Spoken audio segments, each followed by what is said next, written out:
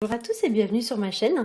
On se retrouve aujourd'hui pour le tirage du mois d'août 2019 pour les béliers, ascendant bélier et lune en bélier. Ceci est un tirage général, donc s'il ne résonne pas avec votre situation, je vous conseille de consulter le taroscope de votre signe ascendant et celui de votre signe lunaire pour avoir plus d'informations. Si vous ne connaissez pas votre signe ascendant ou votre signe lunaire, j'ai mis en barre d'informations des liens qui vont vous permettre de les calculer. Alors comme d'habitude, ce mois-ci j'ai fait un tirage en 3 cartes au Rider Tarot Deck. La première carte va correspondre au début du mois, la seconde carte va correspondre au milieu du mois et la troisième carte va correspondre à la fin du mois. Donc on va commencer tout de suite avec la première carte que j'ai tirée pour vous et il s'agit de la carte de l'impératrice et c'est une carte qui va nous parler d'une période de mise en place de nouveaux projets. Donc il y a des choses sur lesquelles vous allez travailler ce mois-ci, peut-être même que ce sont des choses sur lesquelles vous travaillez déjà depuis un petit moment, des choses qui peut-être vous tournent un peu dans la tête si l'on peut dire ça, comme si ça faisait un petit moment que vous aviez ces idées ou ces pensées dans la tête ou que vous réfléchissiez à quelque chose vis-à-vis d'une situation. Cette carte peut aussi nous parler à des pensées, ça peut être des choses qui sont en préparation, comme si elles étaient entre guillemets en gestation. L'impératrice, c'est une carte qui va nous parler aussi d'une période de croissance, de prospérité. Il y a un petit peu l'idée d'un développement avec cette carte, et notamment d'un développement positif, donc il y a l'idée un petit peu d'une... Il y a quelque chose qui se prépare, mais c'est vraiment quelque chose de positif, hein. Cette carte va évoquer aussi tout ce qui est de l'ordre de l'intelligence, de la créativité. Les pensées sont vraiment mises en avant avec cette carte. Et cette carte nous parle aussi d'utiliser ses connaissances ou ses compétences à bon escient, ou alors de les faire, entre guillemets, fructifier. Il y a l'idée quand même, voilà, d'utiliser en fait nos ressources, si l'on peut dire ça comme ça, pour en faire vraiment quelque chose de positif, hein. Cette carte de l'impératrice va aussi représenter parfois une personne. Alors si c'est le cas, ce sera une personne plutôt sûre d'elle, ou alors c'est une personne qui a besoin de gagner en assurance, en maturité, ou du moins qui est en cours en fait, qui est en train de travailler pour devenir ce genre de personne. Ça peut aussi nous parler d'une personne à laquelle on va porter naturellement une forme de respect ou alors une forme de reconnaissance naturelle, parce que c'est une personne quand même qui a une certaine prestance, qui a des certaines connaissances, ou c'est vraiment quelqu'un qui, entre guillemets, qui en impose, hein. L'impératrice, c'est quelqu'un qu'on respecte, hein. C'est pas quelqu'un à qui on va manquer de respect. Et si jamais c'était le cas, c'est quelqu'un qui va savoir se défendre, c'est quelqu'un qui va pas forcément se laisser faire, hein. L'impératrice, c'est aussi une personne qui est sûre d'elle, qui est sûre de soi, qui est sûre de ses idées, de ses convictions. C'est aussi une personne de caractère et donc c'est une personne qui s'impose fermement si la situation l'exige. Et dans ses mauvais aspects, effectivement, parfois avec cette carte, on peut parler aussi d'une personne qui serait un petit peu, on va dire dans les côtés négatifs de la carte, un peu superficielle ou un peu immature. Ou alors ça peut être aussi une personne qui va être attirée seulement par l'argent, par la beauté, tout ce qui est vraiment superficiel, par le pouvoir, voire même une personne un petit peu, on va dire, un peu crâneuse qui se la pète, voilà. Ou alors une personne un petit peu manipulatrice, donc effectivement ce mois-ci, si c'est le cas, n'hésitez pas à ouvrir l'œil. À noter quand même qu'avec l'impératrice, plus avec la carte du pendu qui est située en bout de ligne, on a quand même deux cartes d'inactivité, d'inaction. C'est vrai que même l'étoile, c'est pas une carte très active. Donc peut-être que pour certains, ce mois-ci, il y a l'idée un petit peu de prendre une forme de pause ou une forme de temps mort. Il y a l'idée un peu de se ressourcer aussi avec la carte de l'étoile. Peut-être que pour certains, donc ça peut représenter des vacances, mais il y a l'idée un peu de méditer sur une situation ou de prendre le temps qu'il faut pour étudier une situation avant de passer à l'action. Mais clairement, ici, on n'a pas vraiment de carte très active, hein. Donc c'est vrai que... le tirage vous encourage pas forcément à passer à l'action ce mois-ci si jamais vous avez des actions à mettre en place.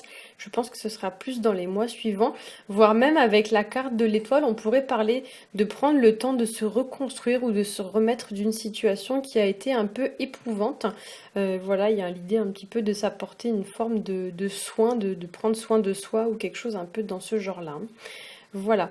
Alors, à noter aussi qu'avec la carte de l'impératrice, c'est une carte qui va favoriser beaucoup la communication. Donc, peut-être que pour certains, ce mois-ci, la communication va être la clé qui va vous permettre de résoudre telle ou telle problématique que peut-être vous allez rencontrer, hein. Alors, on va passer à la carte numéro 2, qui est donc, comme je vous l'ai dit tout à l'heure, la carte de l'étoile. C'est une carte qui va nous parler de but, ça nous parle de rêve, ça nous parle d'espoir. L'étoile vous demande de garder la confiance, garder l'optimisme et la foi dans une situation. C'est une carte qui nous parle également de bonté, de se montrer généreux. C'est une carte aussi, même parfois, qui nous parle de bonté excessive dans le sens où surtout quand on a le pendu juste à côté, ça peut nous parler parfois un peu du sens un peu trop aigu de l'abnégation. Et il y a l'idée avec ces deux cartes que certains d'entre vous peut-être supportent des choses qu'ils n'ont pas lieu de supporter ou qu'ils s'infligent eux-mêmes, alors que ce n'est pas forcément nécessaire, hein. Cette carte va nous parler aussi de s'investir dans une situation, voire même pour certains de se sacrifier pour une personne ou pour une situation. Et il y a l'idée quand même d'y remettre une certaine forme d'équilibre. C'est une carte, comme je l'ai dit, qui va vous inviter également à prendre de l'assurance et ça va vous inviter aussi à une forme de reconstruction ou voire même une forme de guérison vis-à-vis d'une situation. Pour certains, peut-être vous avez vécu récemment des épreuves difficiles et ici on va vous demander de vous en relever puisqu'on voit la carte de l'étoile qui est représentée quand même à genoux. Donc il y a l'idée de ne pas subir les choses, qu'il faut quand même essayer à un moment donné de s'en remettre. Et c'est une carte aussi qui pourrait même vous demander de ne pas tourner le dos aux événements, mais plutôt de les affronter, puisque comme on le voit sur la carte de l'étoile est représentée en tournant le dos, donc elle regarde vers la gauche. Or, dans les cartes, la gauche signifie le passé. Et effectivement, couplé à la carte de l'impératrice, il y a un peu l'idée de ne plus regarder le passé, mais de regarder plutôt droit devant, hein. Ça donne un peu l'impression que certains d'entre vous conduisent en regardant dans le rétro et pas en regardant devant eux, hein. Donc c'est pas forcément une très bonne chose. Pour certains aussi, cette carte peut nous représenter d'une manière un peu symbolique un projet qui est en cours de gestation, puisqu'on ne le voit pas forcément sur cette carte, mais l'étoile, normalement, c'est une femme qui est enceinte, et l'impératrice est également une femme enceinte. Donc pour beaucoup d'entre vous, il y a vraiment cette notion de gestation qui revient dans le tirage. C'est vrai que sur 3 cartes, on a quand même 2 cartes de gestation. Donc pour certains, il y a vraiment des choses qui sont en cours, des choses qui se préparent. Vous êtes en train de travailler sur des projets qui vont aboutir prochainement, hein. Pour certains aussi, avec ces cartes, l'étoile va représenter l'idée de retrouver une forme de sérénité, une forme de paix, de trouver une forme d'apaisement vis-à-vis d'une situation, comme si vous alliez chercher un petit peu à arranger les choses. Mais aussi, ça peut parler, notamment avec la carte de l'impératrice, de récolter le fruit de ses efforts, avec l'idée que certains ont beaucoup travaillé ces derniers temps. Et maintenant, il est venu l'heure de la récolte, hein. Donc pour certains, voilà, vous allez pouvoir récolter le fruit de vos efforts. Et il y a un peu l'idée de saisir aussi des opportunités qui pourraient s'offrir à vous, dans le sens où vous ne devez pas leur tourner le dos. Il y a l'idée que peut-être certains ne voient pas les opportunités et leur tournent le dos au lieu de les saisir. Donc c'est vrai que ce serait quand même dommage si vous avez une opportunité qui se présente de ne pas la saisir, hein. Dans certains cas, la carte de l'étoile, ça peut représenter aussi l'idée de ne pas s'investir en pure perte dans une situation.